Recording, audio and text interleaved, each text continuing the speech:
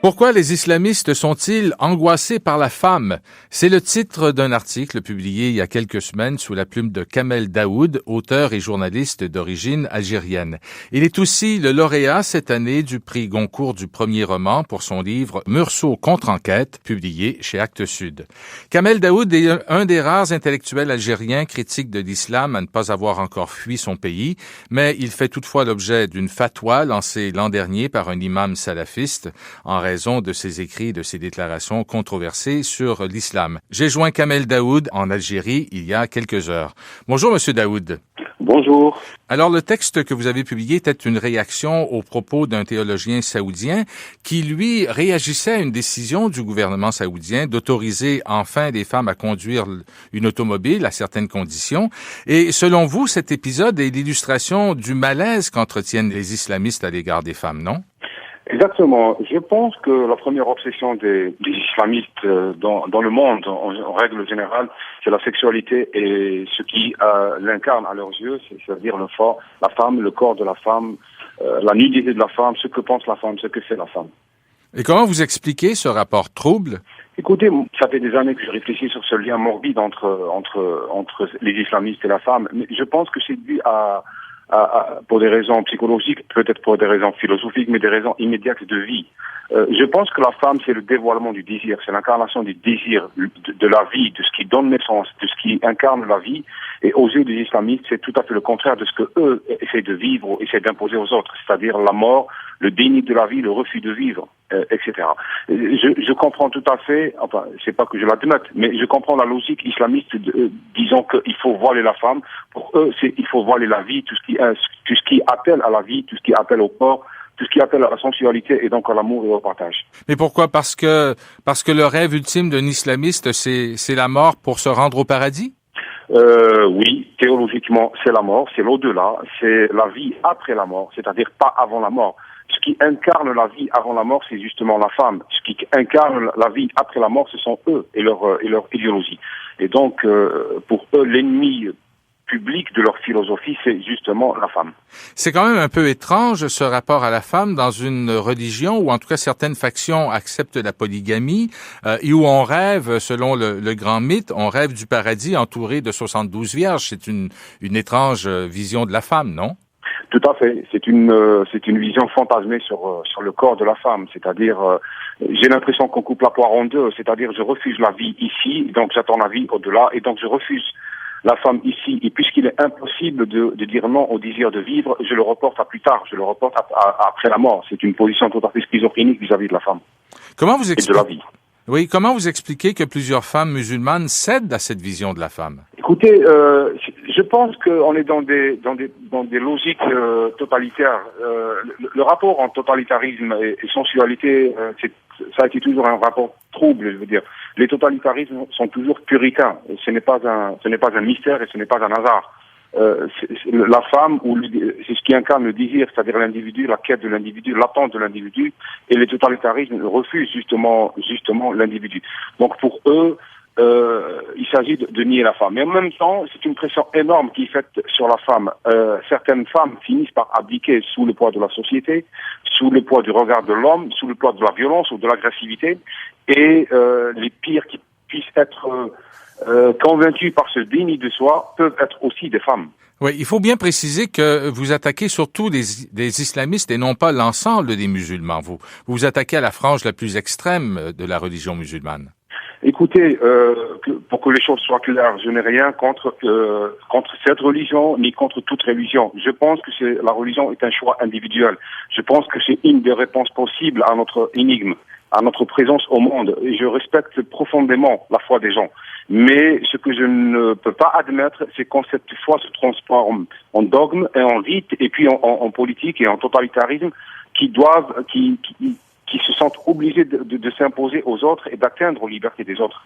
La religion, pour moi, c'est un sujet philosophique qui m'a fasciné pendant longtemps dans ma vie et qui me fascine toujours. Je pense que certains hommes ont besoin d'un sens spirituel dans leur vie. Mais je fais une différence absolue entre spiritualisme, entre foi, entre bonne foi, entre rite, dogme et usage politique de la religion. Ce que je refuse, ce que je combats, ce que je n'admettrai jamais, c'est que des gens décident de ma vie à ma place au nom d'un sens que eux, ils croient avoir trouvé. Vous avez utilisé un peu plus tôt le terme totalitarisme pour décrire ces factions islamistes. Comment on combat ce type de totalitarisme? Écoutez, moi je pense que ce qui se répand maintenant dans le monde, c'est tout à la fois un effondrement philosophique et un effondrement du sens de la vie. Je pense qu'il faut restaurer le sens de la vie, autant dans des géographies comme l'Algérie ou le monde dit arabe, autant dans les autres géographies, parce que c'est un fléau qui touche le monde entier maintenant. Il ne touche pas que Kamel Daoud, ou que l'Algérie, ou que l'Égypte, ou que la Syrie, ou d'autres. Je pense que c'est un fléau mondial. Mais en même temps, je l'ai toujours dit, on ne naît pas islamiste, on le devient. On ne n'est pas nazi, on le devient. On ne n'est pas fasciste, on le devient. Si on le devient, ce n'est pas parce qu'on vous a payé, ce n'est pas parce qu'on vous a obligé seulement, c'est parce que vous avez été convaincu par certaines idées. Et ces idées-là, il fallait bien qu'elles trouvent les moyens de circuler. Et ce qui se répand maintenant, ce sont des idées qui captent des gens, la détresse et la misère philosophique des gens, qui leur offrent une alternative illusoire au sens de la vie et qui finit par les séduire et les détruire. Maintenant, comment combattre? Je pense que le combat est d'abord culturel. Ce n'est pas pour rien que Daesh, par exemple, s'attaque d'abord à la culture et non pas aux casernes. Daesh détruit des musées, elle ne détruit pas des casernes. C'est parce que la culture est l'enjeu fondamental face au totalitarisme. C'est ce qui sauve, c'est ce qui peut nous sauver maintenant. C'est l'enjeu culturel. Les idées islamistes circulent par des livres qui sont quasiment gratuits dans le monde, qui sont financés par les wahhabites de l'Arabie Saoudite. Ils circulent par les télévisions, par des clergés. Donc, il nous faut faire barrage face à ces idées par un investissement sur la culture d'abord. En Algérie, je vous donne un petit exemple. On capte à peu près 30 chaînes de télévision dites normales, laïques ou républicaines. En face, nous captons 1200 chaînes religieuses. Donc, l'enjeu, il est là. Je pense que l'avenir est dans cette guerre culturelle d'abord.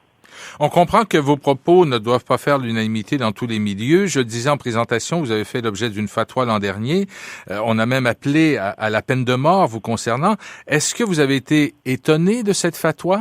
Non, du tout. Je ne pense pas. Je n'aime pas beaucoup parler de ce sujet parce que je ne veux pas en tirer vanité ni focaliser les médias sur ma personne. Je pense que d'abord c'est indécent ce que subissent les femmes sous Boko Haram ou en Irak ou en Syrie ou en Égypte ou au Maroc même ou en Algérie. Je pense que c'est beaucoup plus digne d'intérêt que ma propre personne. La seconde des choses, c'est que je pense qu'on est arrivé à un stade où ce n'est pas Kamel Daoud ou d'autres écrivains qui sont menacés, c'est l'humanité qui est menacée. Pour le moment, on tue beaucoup plus de touristes que d'écrivains.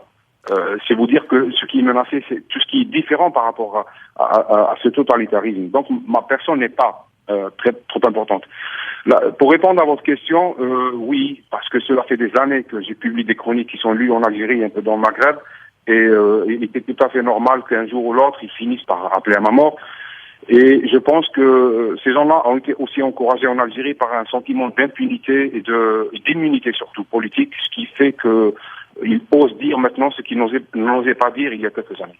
Mais malgré cette fatwa, vous avez décidé de rester en Algérie alors que vous auriez pu vous établir en France ou ailleurs. Pourquoi vous avez décidé de rester? Si vous disiez qu'il faut beaucoup de courage pour s'exiler, et je pense que ce courage, je ne l'ai pas. Vous avez dit, si je pars, je sauve peut-être ma peau, mais je perds mon âme, c'est vrai? Tout à fait. L'exil, mais c'est quelque chose que je redoute, franchement. Je pense que si un jour je suis vraiment poussé à m'exiler pour sauver ma famille, ce sera ma mort.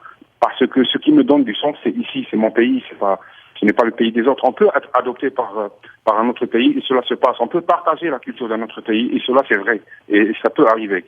Mais je n'ai pas le courage de m'exiler. Peut-être j'ai répondu à quelqu'un qui me proposait de m'aider en Europe pour m'installer. J'ai dit, si vous pouvez m'aider à rapatrier avec moi 600 personnes, je le ferai. 600 personnes, ça veut dire le boutiquier dans mon quartier, le garagiste, le petit enfant que j'ai connu, le vieillard qui n'arrive plus à se déplacer. Je veux parler d'un monde.